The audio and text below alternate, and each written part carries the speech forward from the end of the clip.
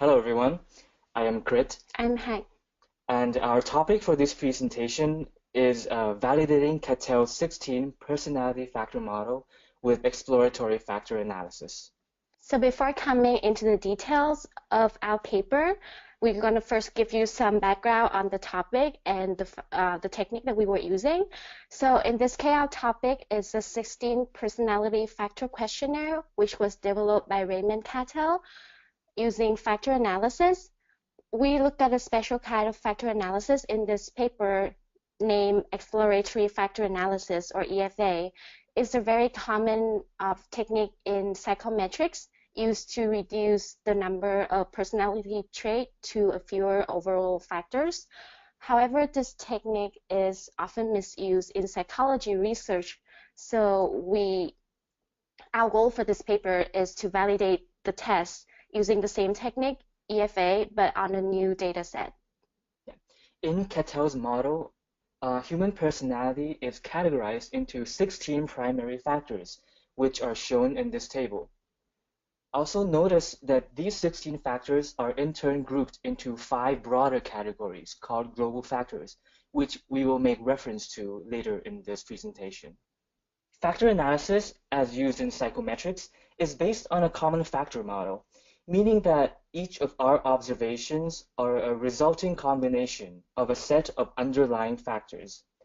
In particular, the strengths of the relationships between each of the observed variables and the factor are called the loadings. This will be important in our study as we will be making decisions and interpret our data based on our estimated loading matrix. So with that research question in mind, our methodology consists of 3 main steps. First, we collect and clean the data, and then we apply exploratory factor analysis. In this step, we have to first estimate the factor loadings, and then reduce the number of loading to an appropriate number. And thirdly, we will rotate the factors so that it's easier for us to interpret each group of question. And lastly, after we get all the loading, is to interpret the factors and compare these factors to Cattell's original factors to see how they the same or different. So our first step in data collections, we obtain our data from this website of personality testing. It's all raw data that consists of self-reported answer to 163 questions. All the answers are coded using a 5-point Likert scale from 1 to 5, with 1 meaning strongly disagree to 5 meaning strongly agree.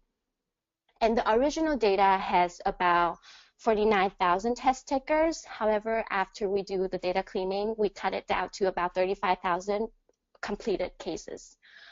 We also rearranged the columns and renamed the questions in order to prevent confirmation bias. And the data came with demographic information, but we didn't use this information because we think it's not relevant to our question of interest. So the first step of EFA is to estimate the loadings between the observed variables, which in this case are the 163 questions we have in our dataset. There are a variety of methods to do this, but the most common procedure is to use maximum likelihood estimation. This gives us a square matrix of 163 rows and columns. However, we don't want to have a model with 163 factors. So in this next step, we have to reduce the number of factors in our matrix. Though we did look at different techniques, including using a scree plot, using the Kaiser criterion, and parallel analysis, we decided that since we're trying to replicate Cattell's results and not create our own separate model, that we should retain 16 factors as Cattell had done in his original formulation. Our last step in EFA is to rotate our factors, which will equally distribute the loadings or the variance across each factor.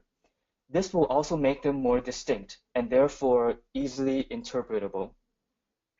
Now, there are a lot of different kinds of rotations, and 2 criteria when choosing a rotation is to keep in mind whether we want to allow our factors to be correlated, in which case we will use an oblique rotation as opposed to an orthogonal rotation, and whether our resulting matrix will exhibit distinct clusters of loadings.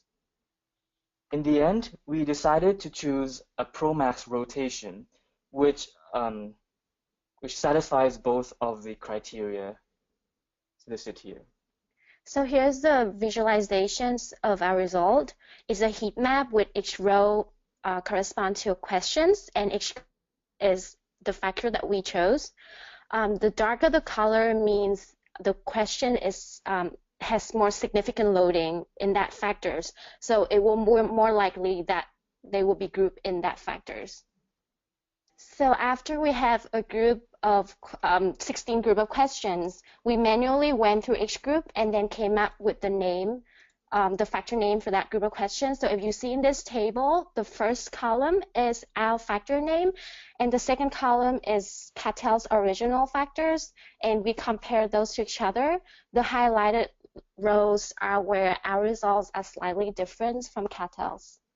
In particular, notice that some of the factors in Cattell's work were found to be so strongly correlated that they were merged in our study. Incidentally, the two new factors that emerged, which we named anxiety and extroversion, allude to the existence of the 5 global factors, as Cattell called it, which we made reference to at the beginning of this PowerPoint.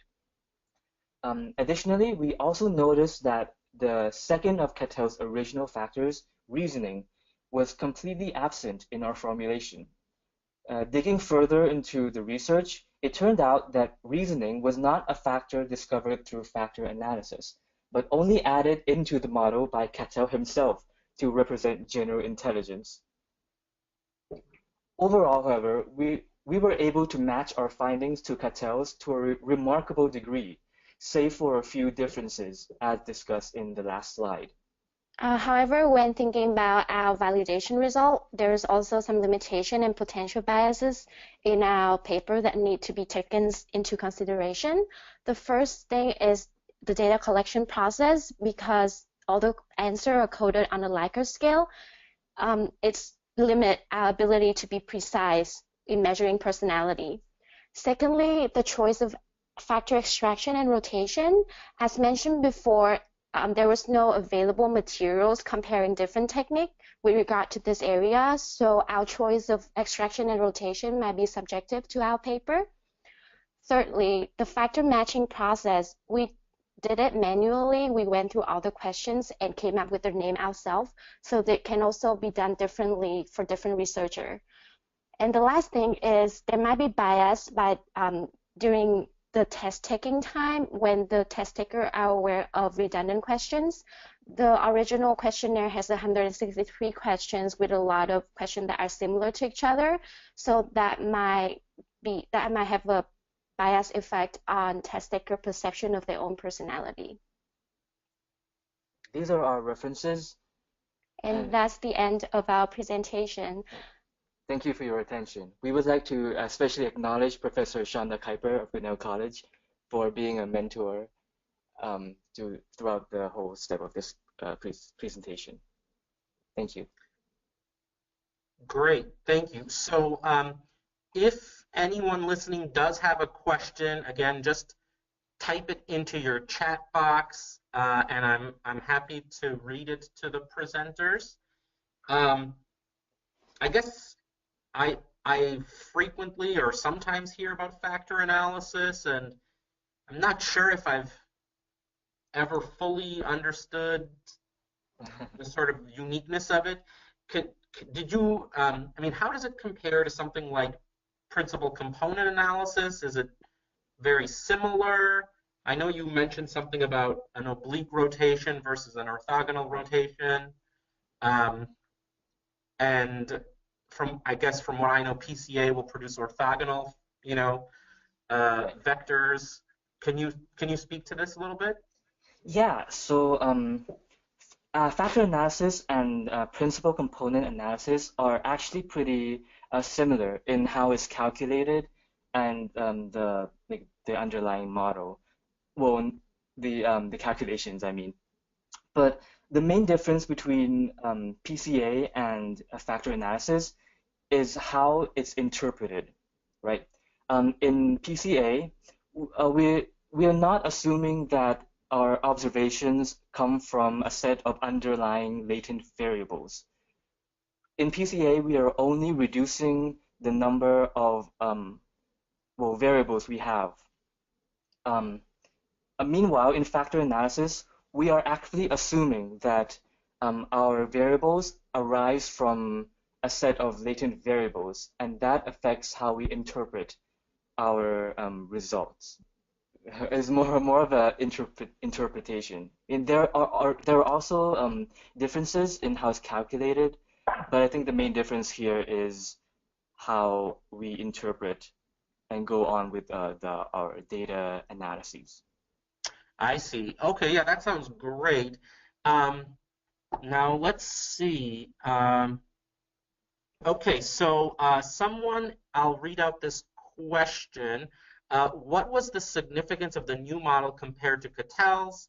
I'm not familiar with this field of expertise, but would like a brief explanation of how it is used in the field of psychology. Right. So in psychology, in psychometrics specifically, the goal of psychometrics is to kind of quantify human personality in a way. So there are many different methods to do this, and one of the ways is to condense human personality into distinct traits that we can combine to produce, a whole range of human personality. And Cattell was actually one of the first people to do this using factor analysis. There have been other researchers who have done the same thing and have found different answers. For example, you might have heard of the Big Five, which is a really famous personality model used to assess a lot of situations in workplaces, in schools, and etc. Am I answering your question or? Well, I think that sounded fine to me. Yeah. Great. They said yes, thank you. Um, so yeah, I guess the only other thing that I always worry about in these types of analysis is something you alluded to, which is the sort of post hoc labeling of these things and how much sort of subjectivity goes into that. Do you want to say just a brief thing Yeah. about that? Yeah. So the part where we kind of go through each question and manually interpreted the factors, I guess. Yeah, I think it's inevitable. In every study, there has to be a subjective component in in our analyses. Otherwise, we wouldn't be doing these analyses, right? So, uh, yeah, in every study, I feel like these subjectivity, especially in a human-centered study, as in psychology, can't be avoided. So, I understand how it might make some of us, including me, feel a bit uncomfortable, but there is no way around it. Sure. Sure. Great. Well, that sounds great. I guess we should probably move on just to stay on time.